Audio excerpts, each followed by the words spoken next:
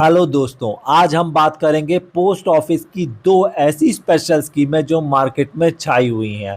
पहली है MIS monthly income scheme, दूसरी है NSC नेशनल सेविंग सर्टिफिकेट। लोगों का कहना है कि MIS का रेट 7.4% है और NSC का 7.7%।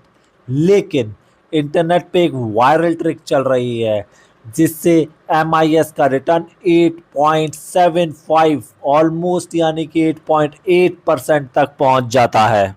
आज हम जानेंगे MIS की वो स्पेशल ट्रिक क्या है।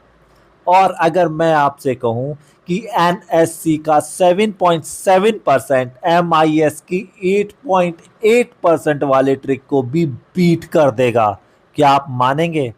चलिए देखते हैं। चलिए पहले MIS स्कीम के बारे में जानते हैं। ये एक पोस्ट ऑफिस की स्पेशल स्कीम है जिसमें आप सिंगल अकाउंट में 9 लाख रुपए और जॉइंट अकाउंट में 15 लाख तक डिपॉजिट कर सकते हैं। अगर आप इसमें 9 लाख रुपए इन्वेस्ट करते हैं तो आपको करंट इंटरेस्ट के हिसाब से 7.4% पे 5,550 रुपये का मंथली इनकम मिलती रहेगी और 5 साल बाद आपको आपका प्रिंसिपल भी वापस मिल जाएगा। अब हम उस वायरल ट्रिक को समझते हैं। इस ट्रिक के हिसाब से अगर आप MIS में 9 लाख रुपए लगाते हैं तो आपको हर महीने 5,550 रुपए इंटरेस्ट मिलता है।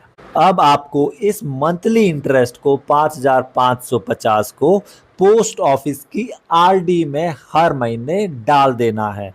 करंट इंटरेस्ट जो है 6.7% का है और अगर आप 0% टैक्स ब्रैकेट में आते हो तो 5 साल बाद आपका 9 लाख का टोटल अमाउंट 12,94,000 हो जाएगा।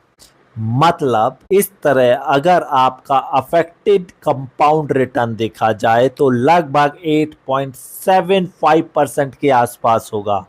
तो जो आपका 7.4% का रिटर्न था अब 8.8 के आसपास पहुंच गया है। अब बात करते हैं हमारे चैलेंज की कि NSC का 7.7% इंटरेस्ट इस 8.8 को भी बीट कर जाएगा। उससे पहले हमारे को NSC के बारे में कुछ बातें जाननी पड़ेंगी। नेशनल सेविंग सर्टिफिकेट जो है वो एक सरकारी इन्वेस्टमेंट स्कीम है जो कि पोस्ट ऑफिस और कुछ एक ऑथराइज्ड बैंक में ही मिलती है। इसका मकसद है छोटे और मध्यम वर्ग मतलब स्मॉल और मीडियम लेवल के इन्वेस्टर को टैक्स बचाने के साथ साथ सेफ और गारंटेड रिटर्न देना। इसका लॉकिंग पीरियड जो है वो है 5 साल और करंट इंटरेस्ट रेट जो है वो है 7.7%। इसमें मिनिमम इन्वेस्टमेंट 1,000 से स्टार्ट होती है और उसके बाद इसकी मैक्स लिमिट कुछ भी नहीं है। अब आते हैं हमारे उस चैलेंज पे। देखने में तो NSC का रेट सिर्फ 7.7% है जो MIS की ट्रिक से 8.8% से सीधा सीधा कम लग रहा है। लेकिन NSC में दो हिडन पावर हैं। पहली है ऑटो कंपाउंडिंग मतलब NSC का 7.7 इंटरेस्ट रेट हर साल ऑटोमेटिकली कंपाउंड होता है।